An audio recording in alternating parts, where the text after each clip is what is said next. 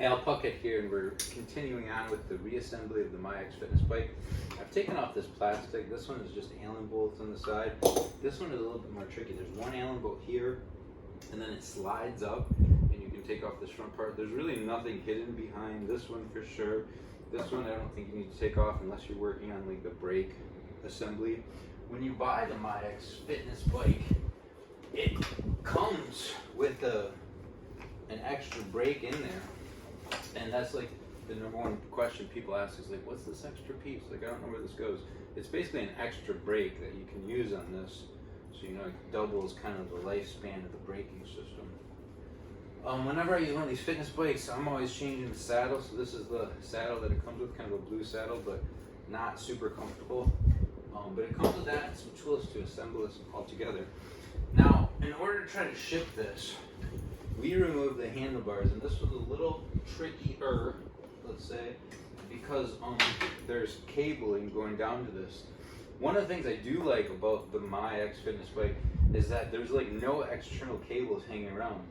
So this is the cable that goes up to your monitor in the front of the screen, and then it runs down through the front forks down here to the bottom, and that's where you plug the bike in.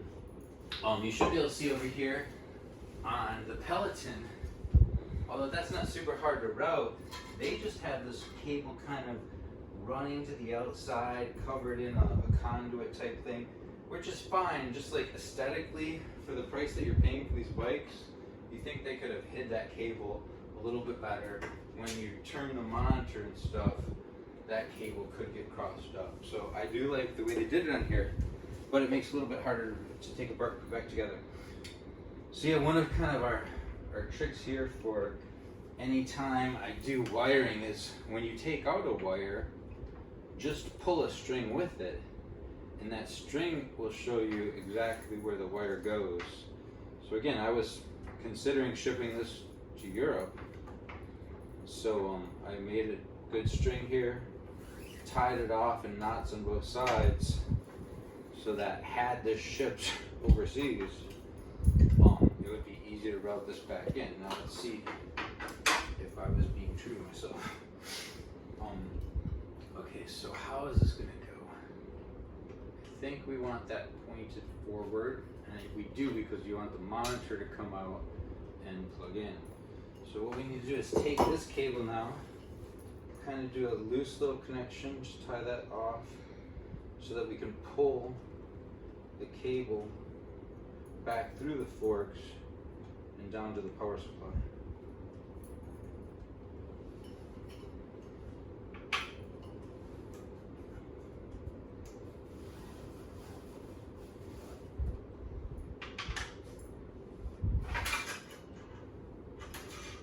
So you see they have like a nice wired looping cable there, so it gives you some room to adjust. Now, in one of my other videos I talked about when you adjust the Peloton versus when you adjust the MyX Fitness Bike, you know, they have these nice numbers on the side so that if I go ride a bike somewhere else, I know I want it on handlebar length 10.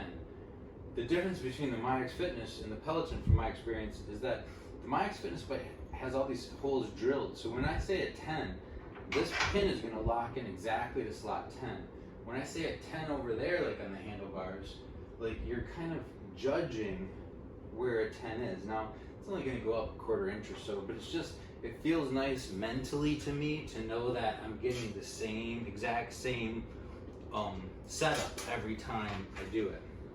So, before you put the handlebars all the way in, make sure the wire that you pulled down is actually coming all the way down through the forks, and you have accessibility to this, because this is going to screw in right between the two forks here, and that's how your power supply is going to go and plug it, power up the whole bike. So now that I know that's free and it's in, I can go ahead and take this down to whatever setting you had your bike in. So again, it's really nice because it snaps in to one of those holes, and this is a lot easier to do kind of with one hand. The problem, I was just in New York, and I used a rental Peloton that they had there at the hotel, and it was really hard to like hold this, pull this out, get it to the point where we want it, screw it back in like this, because it snaps. A lot easier to adjust from level 2 here, say, start, up to level 10, you know you're in the right spot, and then just tighten it down. I find this setup a lot better. So now that we have this in, I should be able to untie my cheater cable here.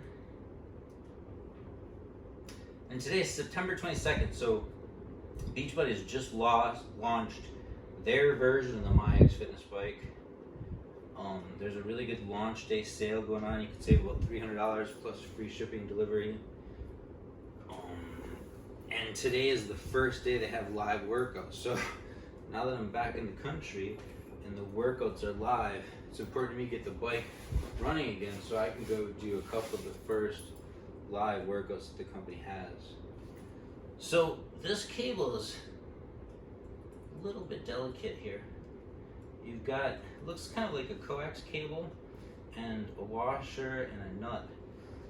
So this is how the power is going to get transmitted from the power cable up to the monitor, which is really the only part of the bike that needs to be powered is the monitor. So you just get that cable down there. This is going to be hard to show. Put the washer on top of that. Really doesn't stick through very far. And then you just want to carefully thread on that screw, which is going to hold this bolt. Sorry, this nut, washer and nut.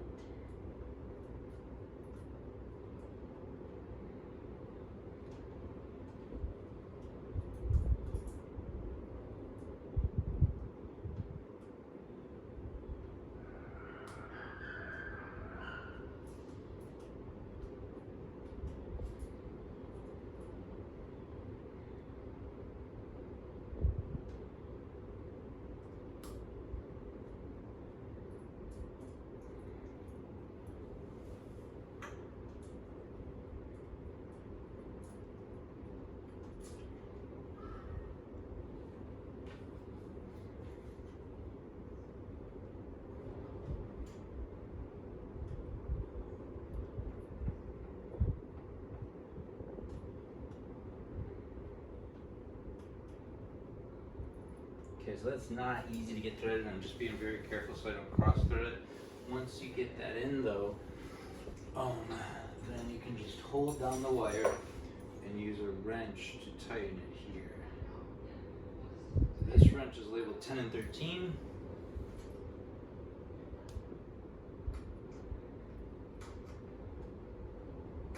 And a 10 millimeter is doing good to tighten this bolt to hold this power cable in place.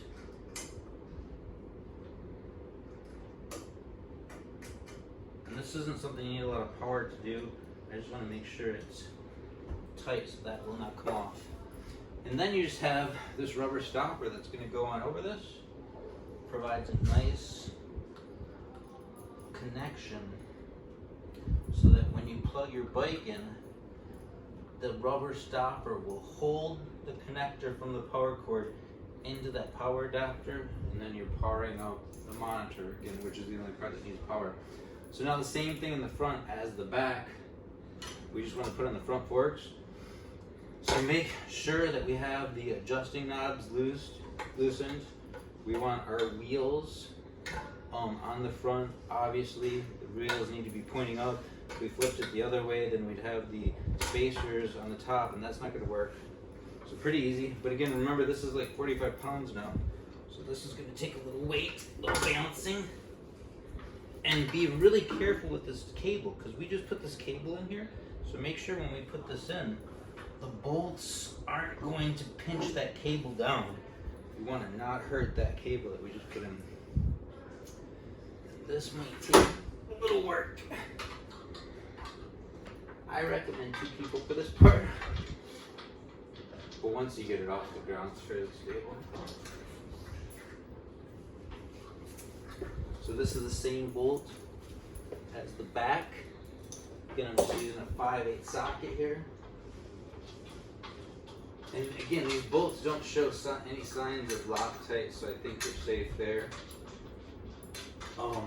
This was a used bike, I mentioned before, and I did have a little bit of noise, and it was just annoying as you ride your bike where this noise was coming from. And it turned out that this connection just really wasn't tight. So either it wasn't tight in the first place, or it got loosened while we moved the bike, while it was put together already. So just going back to tighten these bolts up got rid of that small squeak that we had. So again, I'm going to do these hand tight first. Go back and put a torque on it. Again, about 20 pounds per square foot, I'm guessing here.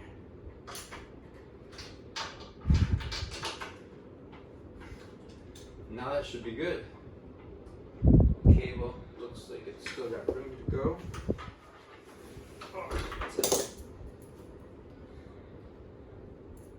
And the rubber stopper is in.